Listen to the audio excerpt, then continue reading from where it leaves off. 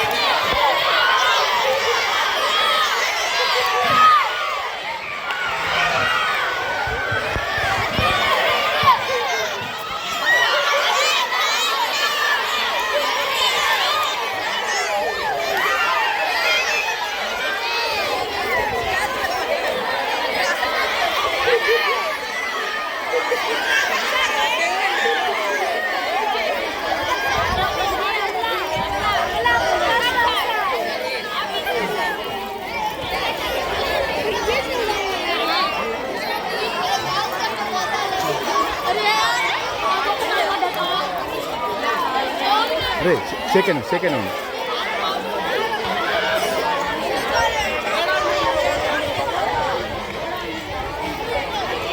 Second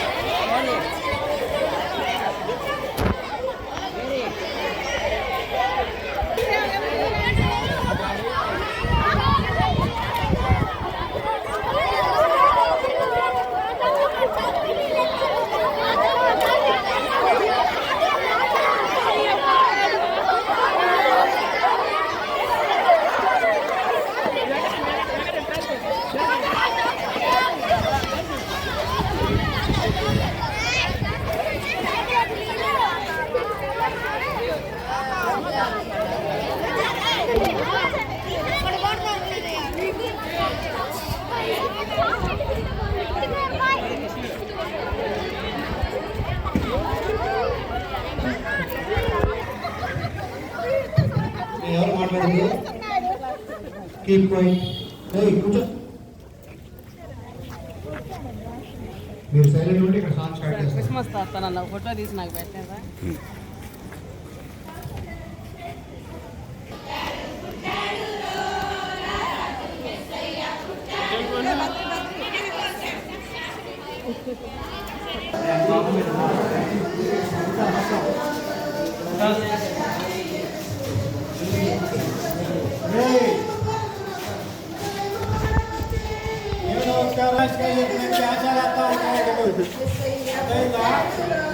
Thank you very much.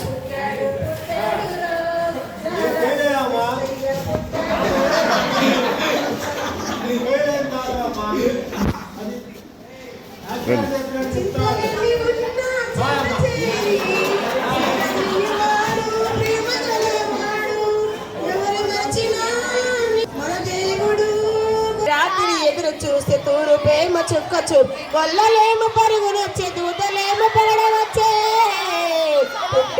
పుట్టాడు రారాజు యేసయ్య పుట్టాడు మనకు పుట్టాడు యేసయ్య పుట్టాడు మన కోసం పుట్టాడు రారాజు యేసయ్య పుట్టాడు. మరి భయపడకండి అని చెప్పి దూత వాళ్ళకి చెప్పింది. మన జీవితంలో 365 రోజులు మరి క్యాలెండర్ ఇయర్లో ఉన్నట్లే అలాగే బైబిల్లో కూడా ఎన్నిసార్లు ఉందంటే 365 సార్లు భయపడొద్దు అని. మనం భయపడమా అనేక భయాలు ఉంటాయి, ఎవరికి ఉండే భయాలు. కానీ ఈ భయాలన్నీ తీసివేయడం కోసమే మరి బైబిల్లో చెప్పబడినట్లు యేసు ప్రభువారు ఈ లోకంలో జన్మించారు. ఒకప్పుడైతే మన ప్రపంచంలో నేటి ప్రజాస్వామ్య దేశాలన్నీ ఉన్నాయి.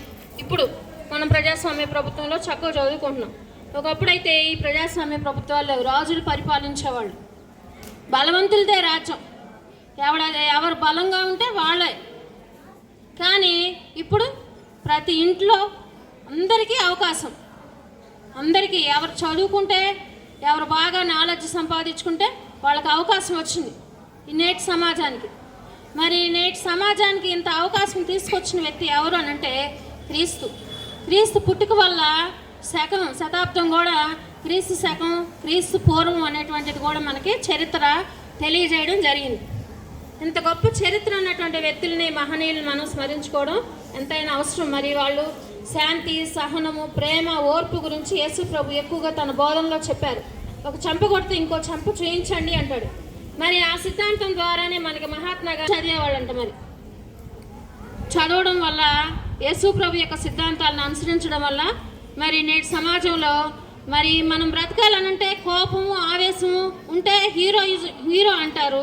మరి అవి మంచిదా? కోపము ఆవేశం వల్ల మనకు మంచి జరిగిద్దా నష్టం జరిగిద్దా? మన మనిషికి ఏం కావాలి? ఓర్పు, సహనం, శాంతిగా ఉండడం. ఇవన్నీ కూడా మనకి యేసు ప్రభు ద్వారా మనకి బైబిల్లో చెప్పబడినట్లు మరి చెప్పడం జరిగింది. ఆ క్షమాగుణం అవన్నీ మనం కూడా నేర్చుకోవాలి. బైబిల్ ప్రకారంగా యేసు ప్రభు పుట్టుక వల్ల ఇవన్నీ మనకు వచ్చినాయి కాబట్టి మనం కూడా చక్కగా ఆయన దేవాది దేవుడు అయినప్పటికీ కూడా తగ్గించుకుని మరి పేద కుటుంబంలో ఒక పశువుల తొట్టిలో పుట్టాడు. పశువుల తొట్టిలో పండుకోవడానికి కూడా స్థలం లేక ఇంట్లో కూడా ఒక పశువుల తొట్టిలో పుట్టాడు. ఆయన తాను తగ్గించుకుని ఆయన 3.5 సంవత్సరాలు ఎంత ఖాళీ నడక మీదే. ఇప్పుడు అనుకో మనకి రోడ్డు మీదకి వెళ్తే ఆటోలు వెహికల్స్ అన్నీ ఉన్నాయి. ఎవరైతే బాధల్లో ఉన్నారో వాళ్ళ దగ్గరికి వెళ్ళేవాడు యేసు ప్రభు. వెళ్ళి వాళ్ళని ఓదార్చేవాడు, వాళ్ళ కోసం వాళ్ళకి సహాయపడుతూ ఉండేవాడు. ఆయన ఎవరైనా తనకు తెలిసిన వాళ్ళు చనిపోయినా కూడా కన్నీళ్లు పెట్టుకున్నాడు. నేను దేవుడిని కదా, నేను ఎందుకు ఇలా చేయాలి అనుకోలేదు. ఆయన మరి ఎంతో కన్నీళ్లు పెట్టుకున్నాడు, అందరికీ సహాయపడ్డాడు. కుంటి వాళ్ళు వచ్చారు, గుడ్డి వాళ్ళు వచ్చారు, మగవాళ్ళు వచ్చారు. ఎవరైతే బాధల్లో ఉన్నారో, ఎవరైతే బలహీనతల్లో ఉన్నారో మరి ఆ బలహీనులందరికీ కూడా ఆయన స్వస్థపరిచాడు. అయితే మరి ఇప్పుడు రోజుల్లో కూడా అలాంటి స్వస్థతలు జరుగుతున్నాయంటే మనకి 108 అని అంబులెన్స్ వస్తుంది, తెలుసా మీకు?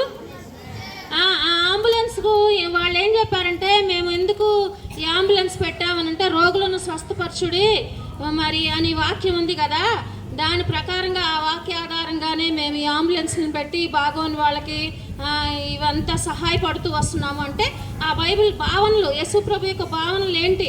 ఆయన ఏం చెప్పాడు? బాధలో బలహీనతలు ఉంటే అలాగే ఉండిపోకుండా మరి రోగం బలహీనత వచ్చినప్పుడు హాస్పిటల్కి వెళ్ళటం, చూయించుకోవడం, మరి ఒకరికొకరు సహకరించుకోవడం. ఇందాక ఒక సోషల్ ప్రోగ్రాం ఒకటి మేము చేసాం, చాలా బాగుంది ఆ ప్రోగ్రాం. ఎవరైతే సమాజంలో అణగారిన వర్గాల వాళ్ళు, వెనుకబడిన వర్గాల వాళ్ళు ఉంటారో వాళ్ళ మీద మనం సింపతి చూయించడమే కాదు, ఎంపతి చూయించాలి. వాళ్ళకి మనం సహకారం అందించాలి.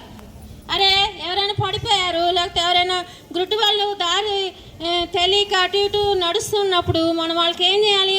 అరే ఏంటి నేను ఎలా నడుస్తున్నాడు అని మనం వాళ్ళని ఎగతాళి చేయకూడదు. వాళ్ళు చేయి పట్టుకుని రోడ్డు దాటించవలసిన అవసరం వచ్చినప్పుడు మనం వారికి ఏం చేయాలి? మనం సహకారం అందించాలి. మంచి హృదయం కలిగి వాళ్ళతో మనం వాళ్ళకి సహాయపడుతూ రావాలి. అంతేగాని వాళ్ళు పడిపోయారని ఈ మధ్య ఎక్కువ అయిపోయింది. ఎవరైనా పడిపోతే ఫోటోలు చేస్తున్నారు, వీడియోలు చేస్తున్నారు. మనం వీడియోలు తీయాలా, వెళ్ళి వాళ్ళకి సహాయం చేయాలా? ఏమా వెళ్ళి లేపి వాళ్ళు పడుకున్న వాళ్ళని లేపి వాళ్ళకి సహాయపడుతూ రావాలి మనం. అంతేకాకుండా వాళ్ళు అలా చేసే వారే పడిపోయాడే అని మనం అలా అనకూడదు. మనం వెనుకబడిన వర్గాల వాళ్ళు ఎవరైతే ఉన్నారో వాళ్ళందరికీ క్రిస్మస్ సందేశం అంటే ఏంటి? ఇవ్వడం. దేవాది దేవుడు తన కుమారుడైన యేసు ప్రభుని లోకాన్ని పంపించాడు.